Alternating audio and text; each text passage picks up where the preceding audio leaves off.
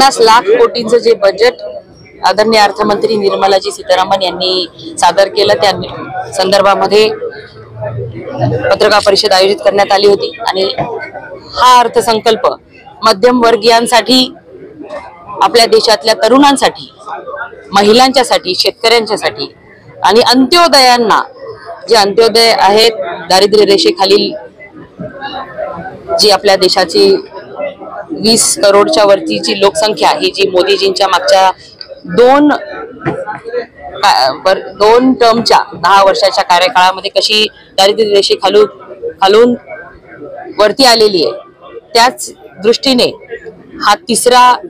टर्मचा पहिला अर्थसंकल्प मोदीजींच्या नेतृत्वामध्ये जो सादर झालेला आहे, तो आपल्या देशातील गरिबांना, जे दारिद्र्य रेषेखाली आहे, त्यांना वरती काढण्यासाठी, शेतकऱ्यांना शाश्वत शेती करता यावी आणि शेतकऱ्यांना शाश्वत असं उत्पन्न मिळावं, यासाठी अर्थसंकल्पामध्ये ज्या ज्या योजना आणलेल्या आहेत, भरीव असं बजेट शेतकऱ्यांसाठी ठेवण्यात आलेलं आहे।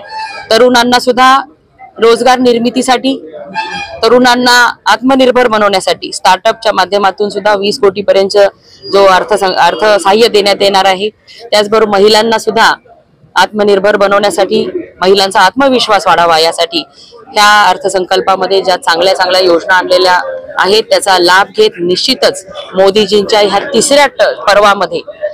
भारतातील महिला, तरुण, शेतकरी यांची उन्नती, प्रगती झाल्याशिवाय राहणार नाही। आणि 2047 पर्यंत देशाला पूर्णपणे विकसित देश बघण्याचं जे उद्दिष्ट मोदीजींनी ठेवलेलं आहे, ते उद्दिष्ट पूर्ण करण्याचा पाया भक्कम करण्यासाठीचा हा अर्थसंकल्प आहे।